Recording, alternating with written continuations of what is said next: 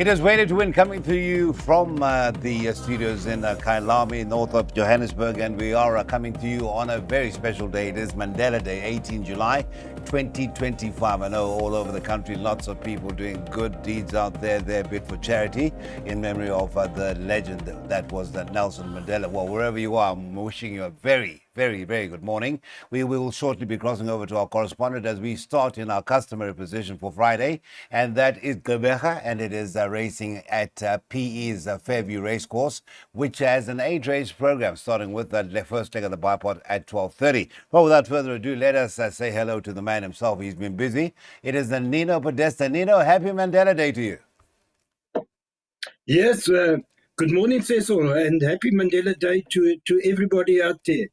A very special day today, and hopefully we can get a winning bet on the go. All right. Well, we've got a legend on the line. That is you. And so you're going to guide us through onto that first leg of the bipod. I see Just One Kiss was backed first time out. Richard Fourie retains the rider for Allen. That was on the turf and is backed once again, is now showing at evens. And that is Just One Kiss, a 2-year-old daughter of Canford Cliffs. Can it get it right this afternoon? Yeah, I believe so. I believe you can just disregard that last run. It must have shown Allen some very good work because it was punted like they knew the result. And from a one draw on the poly today, the opposition is not very strong. And Cecil said, he's a horse to beat. I believe that number 2, I'm just going to back him up with number 2, just in case. So 2 and 3 in the first leg of the bipod. Thank you very much. There it is, outlay of 288 Rand. And just to tell you that the 2 Budaleya is now to be partnered by Kelvin a bit. Please note that jockeys Louis Mklotwa and, of course, the young man, Mr. Kendall Minnie, are both not riding. We did see an unfortunate accident occur with Kendall Minnie, whilst Mr. Mklotwa, it is due to family responsibility, but we wish them a speedy return to the saddle. That is your bipod, starting 12:30, race 1 at Fairview. All right, so bipod, we've negotiated that, so hopefully safely 2 and 3 were the first numbers, or the numbers in the first leg. We now get into that first leg of the PA race number 2. It is a You Can Bet On Us maiden plate. It's over the 1,000 meters, and dominating the betting is the 7 Ivy. It's a 2-year-old filly, daughter of Act of War, to be partnered now by JC Bortes. And that is your favorite at 5-2. At 7-2 is the number 1 Brookside, and then Flight Engineer is at 9-2. Now, Nino, I'm a bit worried about Brookside. I'm looking at the stats. Has tried the 1,000 meters 5 times, yet to earn a stake check. Seems a bit better over further. Isn't that price of 7-2 a bit on the skinny side when Flight Engineer perhaps would be a better proposition? Seems to enjoy the 1,000 meters. Yeah, I agree with you, but then you have to look at the jockey bookings here. So, the filly, number 7, Ivy, she comes in with a very low weight, and she's run the best race. A best race was over the 1,000 on the poly, but now she's taken on older males here in the form of Brookside, Flight Engineer, and Stand Up. I thought Stand Up ran a very good race, and but again, the concern is they're coming back into distance. I've put 1, 4, and 7 in the bipod. I can't split them, but I believe Flight Engineer is very much alive, and they can probably add that one if they want to. But I think 1, 4, and 7 will get us through. Right, that is the first leg of the PA being discussed. 147, race number 2. It is the maiden plate over the 1,000 meters, and we should be underway with that second of 8 at 1. 1, 4, and 7, and the outlay is 144 Rand. Pick 6 time when we get to race 3, and that should be off at 20 minutes to 2. We're still in maiden company, except this is an open maiden. It's over the 1,400 meters, and the market has a short price to Wilder Fig in what is now legendary silk. So Mr. PJ Moore, one more dance, another dance for me is the latest to attain a group status on July Day. But anyway, Wild Fig is at 12 to 10. And then it is a 5-2 about the 2 Pibe Dora, second run in the province. The 1 Pyro Edition is at 13-2. It's 10-1 and better, bar those quoted runners. Just to again confirm jockey changes, my apologies. In race 2, Brookside is to be partnered by Mr. Gavin Larena. In race number 3, Gavin Arena picks up the ride on the 2 Pibadora in the colours of the Glistian, who had a wonderful day of it at Turpentine yesterday in running first, second, and third. Anyway, let's talk about today, Nino. Wild Fig has had the 3 races on the turf, now on the poly, goes over the 14er once again, which seemed to be within its grasp 2 runs back when running less than half a length behind the winner, then Tower of London. How are you going to play this Open Maiden? Yes, just to rectify, Gavin Larina is not riding today, Cecil. Pibadora is ridden by Calvin Abid. Oh, that's news to me. I just took the changes late. Yeah. I see. Okay, thank you very much for that. Thank you very much. Okay, so Wild Fig, if he takes to the poly and on form, he's a horse to beat. I quite like a bit of an outsider here, a horse called Bird on the Wing. I think you said it's 10-1. Those are the 2 for me. Pibadora did run on Monday. I'm not sure if the run is coming too soon for him, but it is trained by Zietsman Oosthuizen, and you've got to have the utmost respect for it. But he ran in the Open Maiden and loses the allowance. So for me, it's 6 to win and 7 the danger. And I put both in my bipod, in the pick 6 and in the PA. And you've added the 2 in that first leg of the pick 6, that would be Pibadora. Now to be partnered by Calvin Abib, as I now confirm that this change has come through after another good day for Gavin. He won't be making the trip out. It is Calvin Abib on the 1, Brookside in race 2, and in race 3 on the 2 it'll be Charles Ndlovu. So pencil in Charles Ndlovu on a Pibadora. It is off at 20-2, and that is an Open Maiden over the 1400.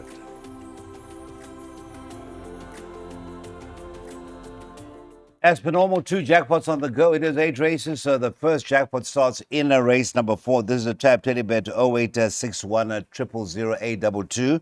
It is a classified stakes, and it's over the 1400 meters. That is a race number 4. And just to confirm what was the card at Gavin Arena riders, now Mr. Nirvana Stili. And on the 5, Guarding the Ward, a winner last time out, Chase Mojan, does deputize for Louis Mklotwa. So those are the changes to race number 4. Now, just having a look at the betting for the 4th race.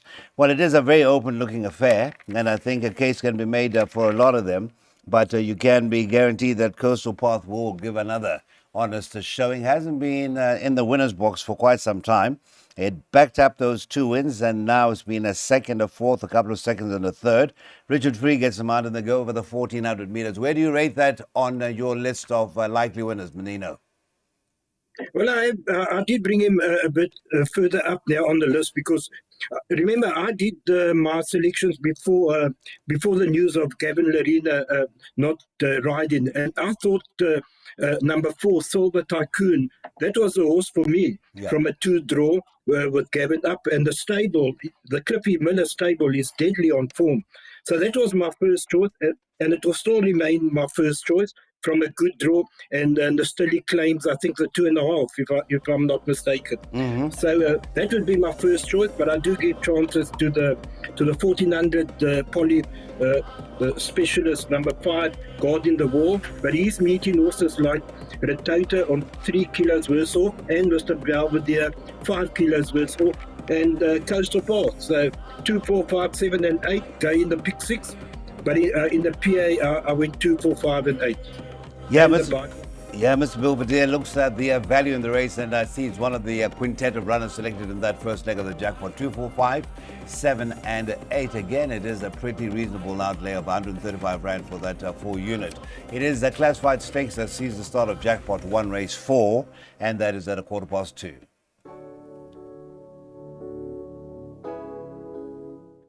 On to the second half of an 8-race program, and it is the start of jackpot 2. This is a Ameritrade at 96, a very competitive handicap over the 1,000 meters.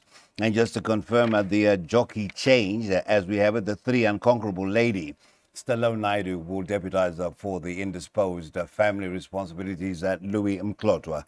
Now, as far as race number 5 is concerned, it is looking at a horse dropping down in distance, Golden Pavilion, as your favorite, and that is at 5-2.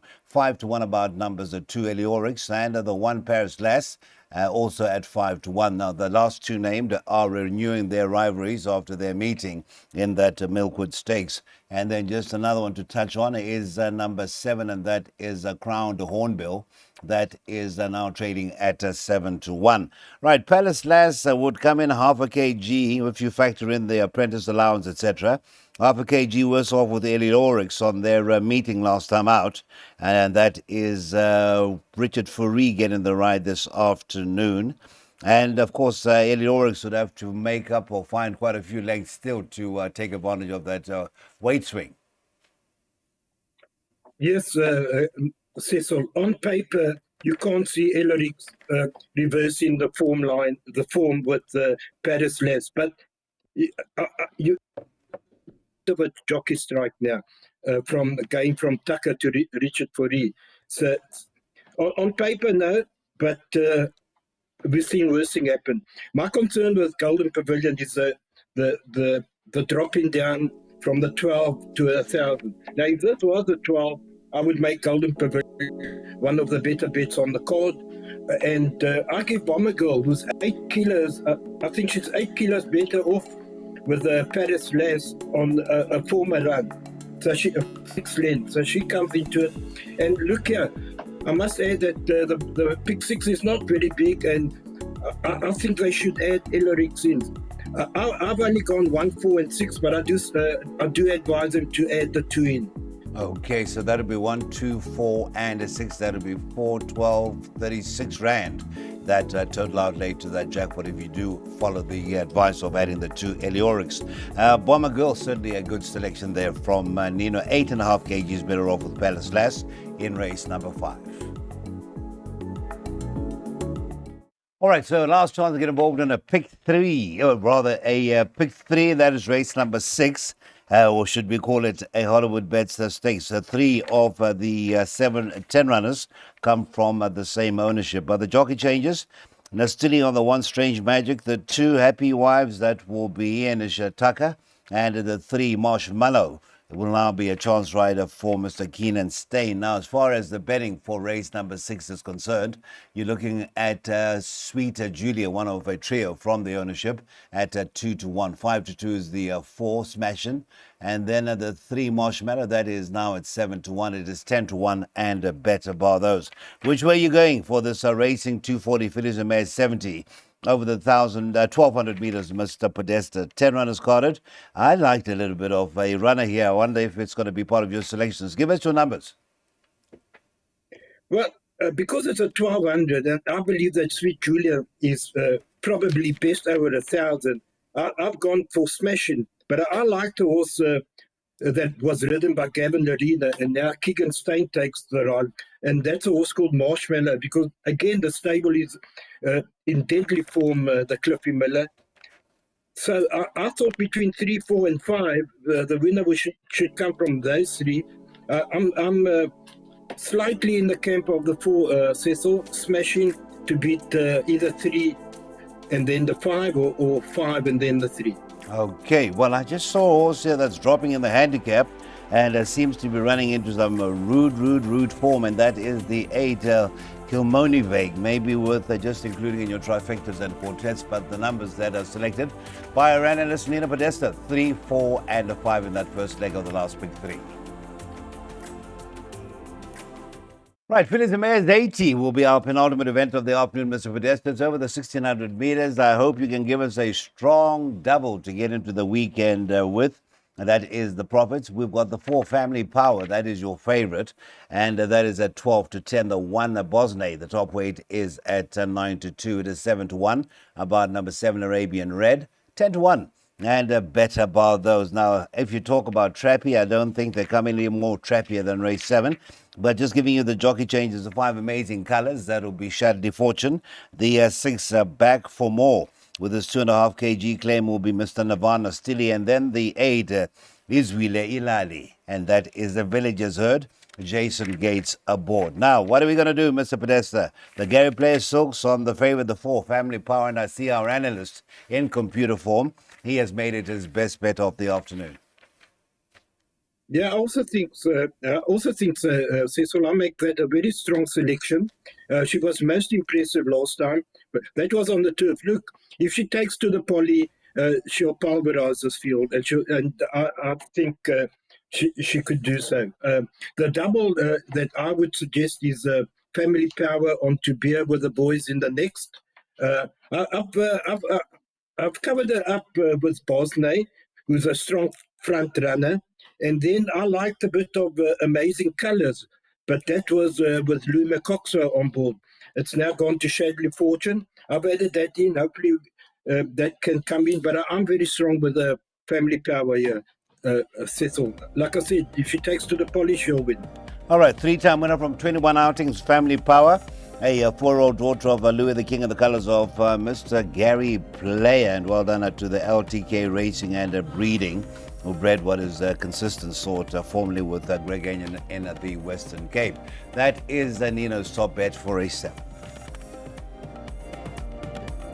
Right, let's get to the last race, the Get Out Stakes. And I think on most permutations that Nino has put up, that include race 8, you've seen a banker 4, and that is Beer with the Boys. Now, Beer with the Boys, it could actually, if Nino's the double does come through, be a Gary Player double, because he's involved in the ownership of Beer with the Boys in a partnership with Mr. Dave McLean. And of course, we saw those colors to good effect on July Day when winning the Garden Province with a certain Mr. Andrew Fortune on double Grand Slam. They are short, 19 to 20 are the 4 Beer with the Boys and Rigid Fury. Looking for win number 2 from 13 outings. Justin Snaith sends Beer with the Boys to the Eastern Cape.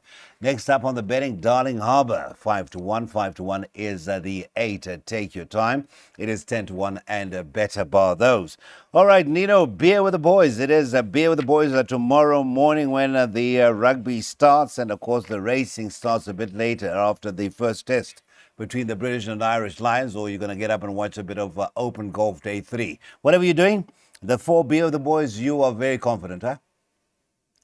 Yes, I am, because that form, that Cape form is very strong, Cecil. If you have a look at Azuri, who came out to win, Aladdin's Lamp went to Joburg and won, and then ran another good race. We can have a situation, I think he's a 3-time winner. So this Cape form is very, very strong. The only concern is that we know Justin Snaith's horses are better on the turf. That he doesn't like to run them on the poly, but the fact that he's taken this down and only one horse down to PE and on the poly over the 2,000 meters, I think it's going to be very hard to beat, Cecil. The only dangers are the other 2 horses in the betting, Darling Harbour and Take Your Time. But for me, it's Beer with the Boys. Again, if he takes to the poly, he'll just about win it. All right, so that double we discussed, it is going to be 4x4. That is Family Power on to Beer with the Boys, both saddlecloths number 4. That is Mr. Podesta with his assessment of this afternoon's card, and that is now absent of 3 jockeys. Then our sans Messrs. Mini, Mklotwa, and added to the list is Gavin Larena.